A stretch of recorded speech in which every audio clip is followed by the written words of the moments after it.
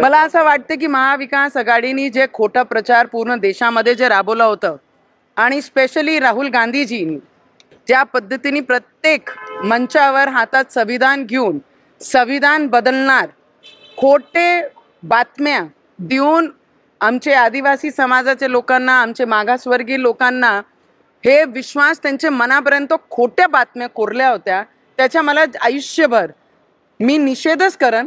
कारण ज्या संविधानाला डॉक्टर बाबासाहेब आंबेडकरांनी मागासवर्गीयाचे भविष्याकरिता त्यांच्या उज्ज्वल भविष्याकरिता जे संविधान बनवलं त्याचा वापर एक खोटे पद्धतीने काँग्रेसने केला। त्याच्यासाठी येणाऱ्या भविष्यामध्ये त्याला आमचे मागासवर्गीय लोक त्यांना बरोबर उत्तर देतील। संजय राऊतांनी असं म्हटलंय की पुढील 4 महिन्यात पुन्हा राज्याचं नेतृत्व जे आहे ते उद्धव ठाकरे करतील, म्हणजे कुठेतरी मुख्यमंत्री मला असं वाटतंय उद्धव ठाकरेजींनी तर स्पष्ट म्हटलं होतं की आम्ही शपथ घेऊ आणि मोदीजींना निमंत्रण करू।